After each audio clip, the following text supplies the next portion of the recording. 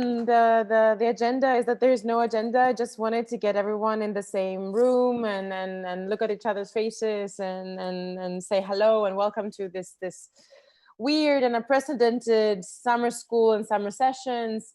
It's the first time ever that this, like a whole program, let alone this, is run digitally. So it's really a big experiment. We're really happy that there's so much energy and so many people from literally across the world that have come together, both as students and as tutors.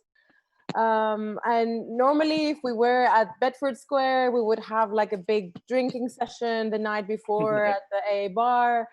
That's not an option yet. We can kind of properly say hello and maybe say a couple of words each in this kind of launching event.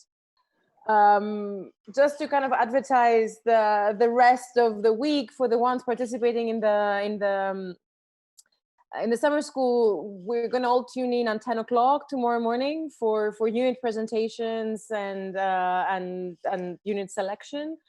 But every day there's new content going up on what it will eventually become like the proper AA TV. So tune in every day, whether you're part of the summer school or part of like the extended summer session, to see contributions, live or pre-recorded contributions from around the world.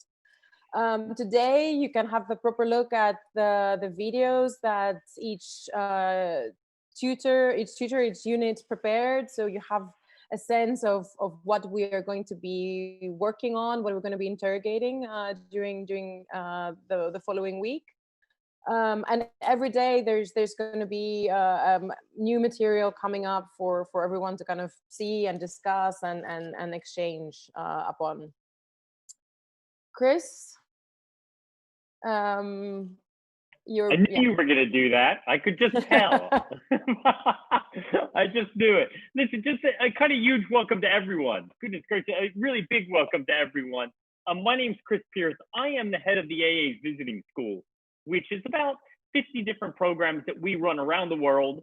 I used to be able to say that, I guess, that we run pretty much in Zoom. So it's about 50 programs we run in Zoom that are based in somewhere around the world, but they collect amazing groups of people together to just discuss all kinds of really current and contemporary ideas and to debate those. I think, Sophia, the first thing I want to do is probably introduce you.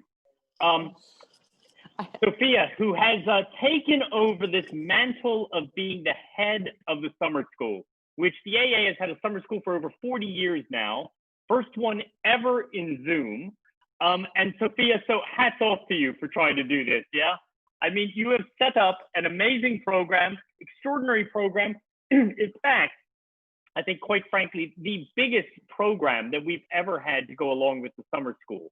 So all of you that are here to be a part of that, not only will be working with quite extraordinary people, but you will also be a part of a program that will include all kinds of lectures, seminars, book conversations, live debates, pre-recorded debates. Really that, I think for 7 days, you will, after 7 days, let's just say you'll be ready to turn off Zooming and take a nap or go for a swim. So Sophia, thank you very, very much. Extraordinarily well done in putting this together at a time when, let's be honest, there's a pandemic, and to top a pandemic off, the AA temporarily does not have a director. And I think that in these circumstances, I just want to thank every tutor, especially, that is here today for their commitment to this program and to the AA through what is a pretty tumultuous time for us. And to just listen, from my small position within the school, to say to every one of you, thank you so much for being here. It is hugely appreciated, really greatly appreciated. And I think if we could focus on about 60 or 70 students who have signed up all the way from Texas to China and probably Australia and Brazil in between, and make just an extraordinary experience for them over the next week, it would be a great thing. So Sophia, again, thank you very, very much. I'm not sure if Bea is here. Bea said she likes the background, but Beatrice, if she is here, all of you are on this call who don't know Beatrice. Beatrice works with me in the visiting school, and Beatrice is an extraordinary woman who has worked with Sophia tirelessly for a month to pull this together. So Beatriz, if you're here, hats off to you. If you're not, and you watch this in a year's time, 5 years time, or 25 years time, thank you so much. We could have never done this without you. Listen, I think, Sophia, maybe you introduce all the tutors and everything and let them kind of get involved. Guys, I'd like to hear, I read all of your briefs this morning and decided that every single student who's a part of this is a pretty lucky student, I'll tell you. I read them all again. Maybe let's let each one of them introduce themselves and talk a little bit about what they're thinking about and doing right now. Perfect. I'll just go ahead and introduce the thank you for the introduction. Just one last parenthesis. We know how strange and weird and problematic it is not to be able to breathe the same air in the same room, but the idea is to really embrace this and turn this into some sort of interesting experiment. So please embrace the weirdness and feel free to reach out to any of the tutors, any of the participants in the sessions. If you want to start a conversation, if you have small or big questions, don't hesitate at all. Just jump on an email, on a Zoom, and let's make sure we have like every possible conversation that we can have. I'll just follow the people on the screen. So on my top right, there's Lydia out from the fields in Crete, Lydia Kalipoliti. Apart from an amazing researcher, academic, tutor, architect, also a dear friend, please go ahead and introduce with a few words what you're going to be doing this following week. Thank you, Sophia, and thank you, Chris. I'm going to be very brief, and just as a parenthesis, my background is not going to be as exciting. From tomorrow onward, I'm going to go and enclose myself in a room for the next 7 days so that we can talk properly and have all the containment that we need in order to explore the topic that we're going to explore, which is the planetary household, biocontrol, microclimates, and the hysteria of containment. So 2 years ago, I'm just going to speak very casually, I wrote a book called The Architecture of Closed Worlds. And during the pandemic and the kind of confinement, the global confinement in domestic spaces that we've all experienced, the book became uncannily relevant.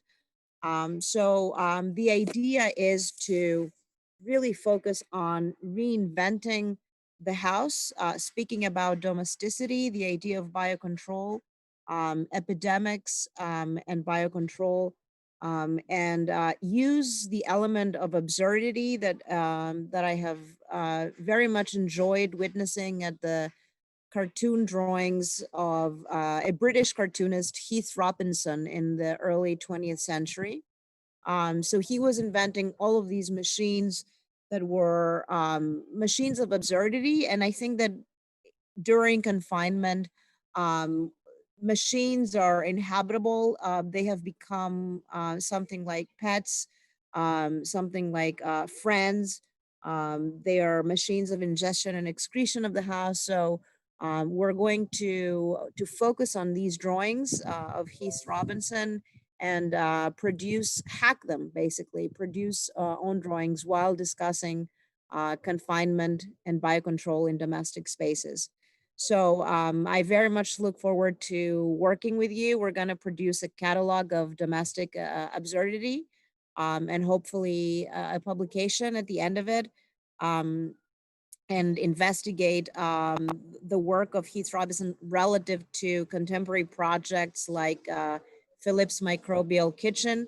I'm very excited to do this online, and I'm very excited to find new ways of intimacy between us in all of the different time zones and domestic spaces that we will share. So I look forward to speaking to you tomorrow. Thank you. Thank you, Lydia. The next people on my screen are Alvaro Narancha from Taller de Dos Architects, They used to be in the very close circle of the AA family. Now it's kind of like only one circle removed. Welcome, and let us know what you're gonna do. Hello. Well, my name is Alvaro Martin, and my colleague here is Arantxa Zaeta. Hello, Sofia. Hello, Chris. Thank you so much for this invitation to the AA Summer School inside the AA Visiting School program. Yes, as Sofia said, we are part of the AA family, or we feel we are, because we have been going around since I think now 8 years ago. And this is actually our 5th summer school, AA Summer School. So we are big fans of this program. As you mentioned, this year is special, and I think we'll make it special. I'm very sure of that. For that, we have prepared, I think, a very exciting program that Arantxa is going to explain you. Yeah, this year, well, thank you for this introduction and welcoming. It's true that we are very fans of this program. We really believe in this specific summer school because it always gives amazing results. It always offers this environment of intensity and speculation, and it's not only fun, but also it's very productive. And at the end, we always feel very proud of what we get, no, at the end of this intense time with you all. So for this year, we have prepared a special agenda based in what's happening today. It's totally framed in the today, in these special circumstances in which we are immersed. It's titled Multiversal Unit. What we are doing, what we are proposing is a reconsideration on what an academic studio, its format, its dynamic means today in this Zoom-based world. A unit, what is this academic studio, is something very important and very specific of the AA, you know, of this school. And this new format and this new world is redefining it somehow. So we want to start a fun and provocative exploration on it around this topic. For that, what we have done is that we will teach our students specific software and tools to record this new reality in which we are all immersed. We are talking about this liquid learning, liquid world. Well, we will try to create physical evidences of this liquidity by using photogrammetry and by focusing our work in the recording of our working tables, creating amazing sculptures of our working tables as real and fictional situations that will coexist somehow in a final result that's going to be this final amazing and unexpected collective big working table that will represent our unit. It's going to be a final reality that's between the real and the fiction, between the scientific and the mythological, and it's going to be 3D printed at the end as this final legacy of today. And for that, we will count with 2 wonderful collaborators who will teach them and help the students to make this kind of,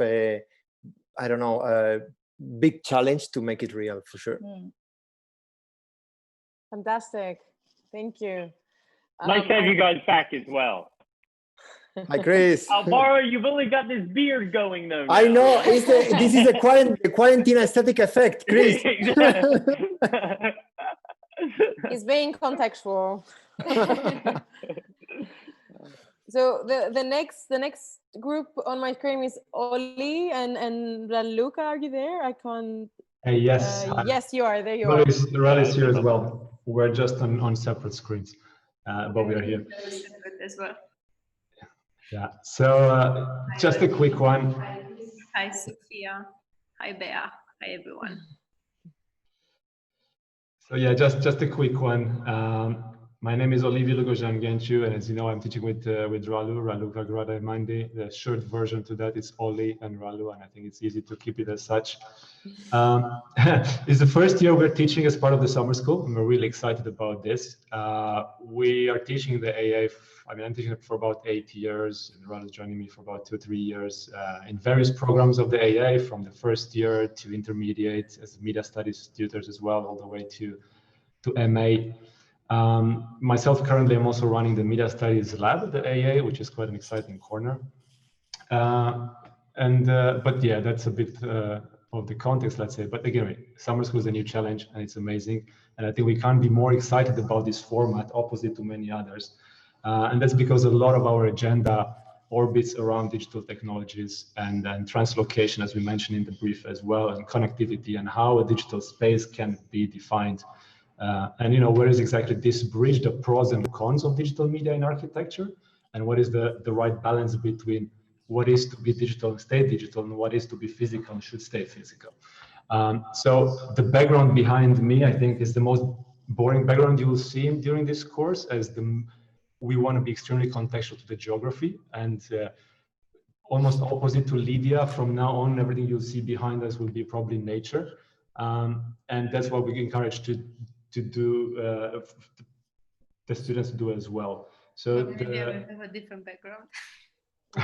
We'll change that as well. We'll create this split mind phenomenon. Yeah. So the name of the course is Inhabitants of Exclusion Zone, as everything which is natural and our origins became an exclusion zone. And that's where we're going to spend most of our time. And in terms of process, it's a kind of a convoluted one in terms of what you're going to learn, but we can overload you of tools. Digital media, and especially in the practice we come from, we work with tens and hundreds of tools and plugins. But the goal of this course is to start defining briefs and to start defining scenarios to simple digital representations with regards to what digital translocation can be. One example of digital translocation can be all is eco over my side. I'm not sure if everybody here sees eco, or it's only me because we're actually sharing the room, but not sharing the computer. But the eco is could be one example of what we're trying to do, is how are we going to not leave traces, but how are we going to have feedback from another location. And what we really look forward to is to hopefully have a range of students from as opposite and different time zones as possible, as in trying to keep this overarching time zone together. But we'll see how that plays out. But anyway, yeah, you can find more information on ioez.live, which is kind of a small micro website we put together to keep everything there. But also you'll get all extended briefs and so on tomorrow after the presentation. Can I have a funny observation? Like I was watching Chris when you presented, and you have the background behind it. I'm quite new to Zoom groups and this. Apart from my team, there's not much Zoom, and this summer school is gonna like throw me into this. It looks so funny. It reminded me of Waking Life. The drawing in Waking Life, it looks a little bit like everything around the, there's no perfect contour. Everything is like moving as if in liquid. It's amazing. I think it already translocates me. Hey, Raluca, there's also a little me back there in that picture, but you can barely see me. I see you, yeah. Ah, even better. I'm like completely blown now. It's also you, wobbly, real you there. Exactly. Genius. Fantastic.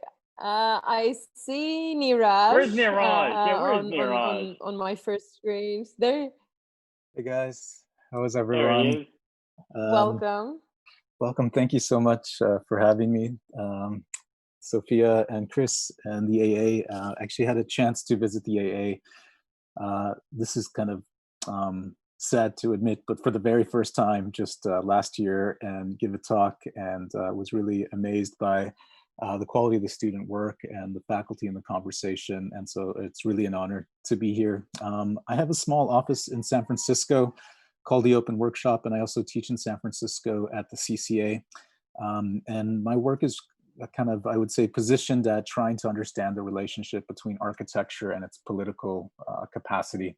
And my section will be looking at questions of action. This is the theme of a book that I just edited and came out recently, looking at different ways that people can act and use design and space as ways of creating actions. And I think we're just, at this really amazing moment where we're on a worldwide sabbatical to some degree, and we're kind of stepping back and looking at a lot of systems that we knew were faltering, but the myth we can't sustain the myth of them working anymore. So we're kind of just in a really amazing moment of change.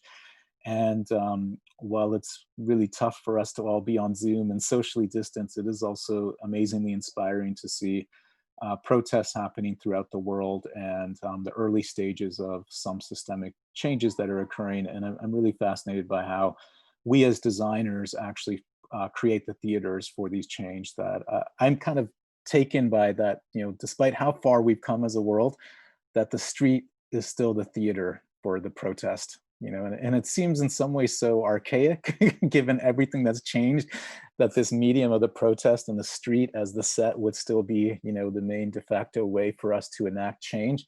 But I think there's something really powerful there, suggesting the role of architecture and space as creating something real and concrete that people can understand and feel empowered by. So my section is going to hopefully use this moment as a way for the students to pick causes that they think really need to change in the world that we're rebuilding, and to learn more about those causes, to learn more about the subjects that are often silenced and don't have a voice, and ask how design can provide a voice to these subjects. And we'll also do a series of kind of exercises and case studies on different mechanisms for enacting change through action, going beyond the protest. I think this is the one that we always come back to, but I was telling Sophia last week, I was really taken by these K-pop fans that were essentially signal jamming the Trump rally, to the point that, you know, no one showed up at this rally. And it's kind of a really interesting form of action where you crowdsource and signal jam a system to enact a change. The actual product we'll produce is a zine. So zines have an amazing history. And maybe Lydia, we can grab you to talk about some of your work on this from Princeton, but zines have an amazing history at kind of being a voice for subculture and countercultural movements, and there's a kind of DIY capacity. So you won't learn any technology tools in this section. You might learn how to cut out stuff from a magazine and collage it together. It'll be super low tech, but I hope that we can kind of produce an amazing kind of, temperature check of this moment that kind of distills what is happening right now and instills the zeitgeist and the passion of the voices that we all have. So thank you. Fantastic. I can't seem to locate in the room our fifth unit. They're probably at the back of the bar where I can't see them having a private drink. But it's Troy Conrad-Terrien and Violette Van Paris. I'm not going to attempt to explain what they're doing because it's literally and metaphorically magical. Check their video and check their brief is really mystical and inspiring. But I will pass the floor to Anna Bach, who is participating in the summer sessions in two different ways. I think they have participated in a conversation with Taller de Dos, but also provided us with 3 amazing videos where Anna and Eugenie from Bach Architecture, they're having a brilliant conversation about 3 pressing matters in the practice. Hi, Anna. Hi, nice to see you, although with this distance that we all comment. Okay, our participation is a little bit more haphazardous because we don't have a unit, but just because of things that happen in this world, we have collaborated in 2 different things in the TV channel, the 360 degrees TV channel. First, we thought of kind of giving 3 small mini lectures of things that we find very central in architecture and that are somehow timeless. It's not about being confined. It's not about the new reality, but they are somehow timeless aspects in architecture that we think or we like to observe, that they actually make architecture more capable of responding to change. So that's the way how it relates to today, for sure. So there are these mini chapters of three themes. One is called multiplicity. The other one is called unexpected little twist. And then there is unperfection. So these three themes, we are welcome to check them on stream. And then there is a really nice interview by the Taller de Dos that explained their program earlier. They interviewed us on a project that is fairly recent, that we did an intervention on the Mies van der Rohe pavilion in Barcelona, and basically the chat, this chat, and is about basically about the Mies van der Rohe pavilion installation. And I'm really happy with the result. Taller de Dos, they have done, first they did a really good job in kind of thinking how to press us to talk about it, and then they have done a really great job with the post-production. So it looks really good. I'm really happy with the result. So this is our contribution. We're really happy to bring our grain to the pile, and all the offer seems so interesting. So I think that I will join the AA summer school as a student. Fantastic. Thank you so much for participating in all those different ways, and I hope you can join us in reviews and conversation along the way. I'm seeing Stephen Mueller all the way from El Paso, Texas, and I want to kind of give him a warm welcome. And they have also participated in 2 different conversations. So tell us what happened, why you came all the way to this digital room. I guess we'll see soon, right, when the videos go live. Yes, but exactly. Thank you, Sophia, and thanks to the AA for inviting us into these 2 conversations. So we're actually in conversation with Chris Taylor, a colleague of ours out in West Texas, who runs the Land Arts of the American West program. My partner, Ursula Krippa, and I run a practice called Agency, and we're also doing some research that was just collected and published into our book. And so one conversation revolved around our book, and one conversation revolved around Chris's work with Land Arts of the American West. But I can tell you a little bit more from our perspective what we were working on. So our book is called Fronts, Military Urbanisms in the Developing World, and it really centers around the kind of intersection of urbanization and militarization at these really unique sites that sort of capture transformations along these lines. And the sites are these simulated urban environments that the US military and other global militaries are building all over the world, with one particular type of simulated urban environment in particular being the focus of the book. So we've actually, in our practice and in our research, we've uncovered by scraping government documents, building contracts, congressional reports, and things like that, just following the money. We've ended up uncovering about 500 of these sites around the world, and about 33 or so of these kind of gold standard sites that are called Combined Arms Collective Training Facilities, or CACTFs, which kind of assemble different urban excerpts in order to train the military for combat. And so you'll see, if you tune into our presentation of the book material and our conversation with Chris Taylor, you'll see us present some sort of early looks at our, what we're calling the Simulated Cities database, where we're actually sampling these environments for urban and architectural patterns, including different architectural typologies from the developing world, which are increasingly kind of rubber stamped onto these sites in order to be targeted. The book takes a kind of critical view of the ways in which these kind of racialized spaces from largely the Middle East and Northern Africa are sort of replicated across the American desert and other sites in order to basically target various forms of urban life.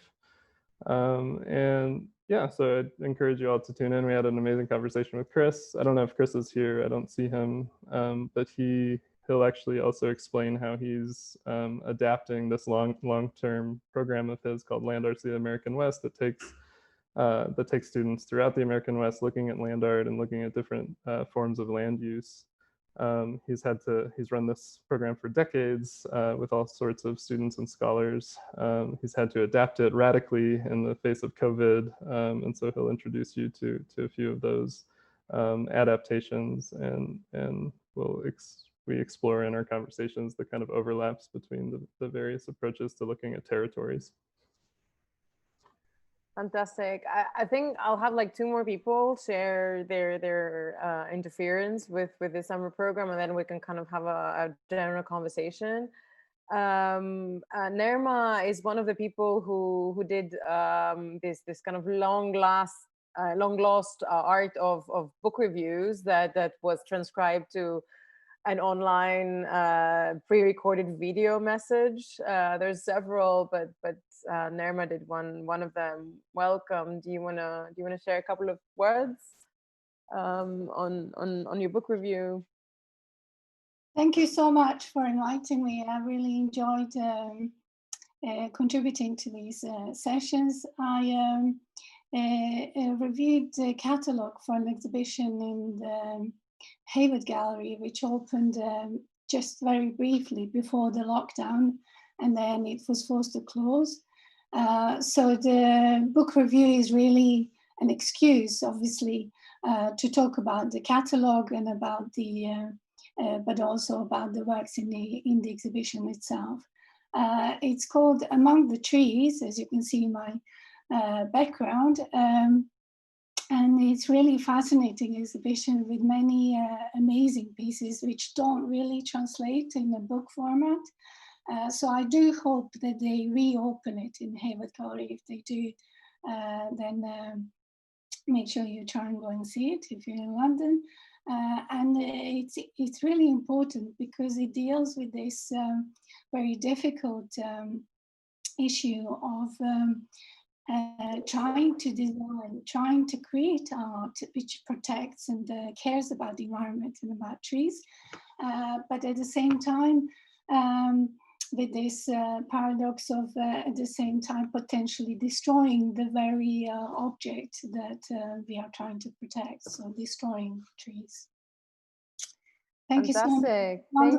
Thank you, Nerma. Maybe a last intervention from Davies Richardson, also all the way from the American Southwest. Hello. Hey, yeah, thanks to Sophia and the AA for including me in this. So I'm a previous student of Sophia's at the University of Texas at Austin, and so my participation in the summer program here was to put together a kind of short narrative of some of the research that Sophia and her partner Kyriakos have been taking on the last couple of years, primarily here in Texas, through their work of Micropolitan America, which is looking at the kind of interstitial space in the United States between large cities. So looking at small towns that are technically designated as cities, but are obviously, simultaneously kind of a rural and an urban condition. So I helped put together some of the research from that they've looked at on their road trips and through the studios that they've taught at Texas Tech and a couple studios at UTSOA, and kind of looked at trying to kind of draw lines through that research and kind of what examining those territories really reveals about architecture in the United States. So I'm happy to be here and happy to be participating in this. Thank you, Davis. I think we got like a very widespread of people who are joining the kind of AATV live sessions and also teaching units. Let's have a weird digital conversation. If there are any questions, any comments coming from students, participants, let's address them. and eventually renew our appointment for every day for the next week for the TV sessions that are open and accessible to everyone, or to the kind of like more private yet public enough events for the summer school. Any thoughts, any questions? Like happy to discuss. I know how weird this is, honestly. Like we need to kind of work through the weirdness to be able to become like more intimate with each other through this medium. But I really understand how peculiar this looks.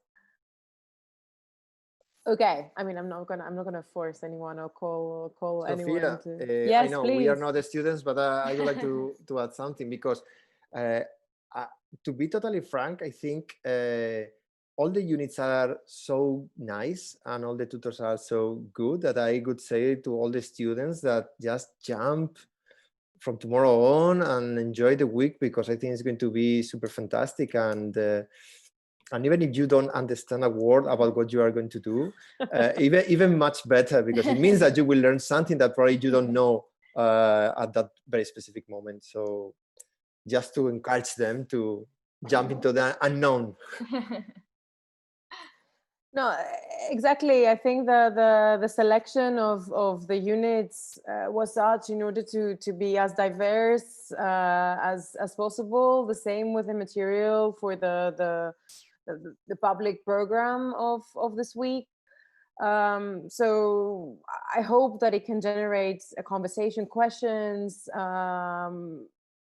answers that wouldn't have been given otherwise.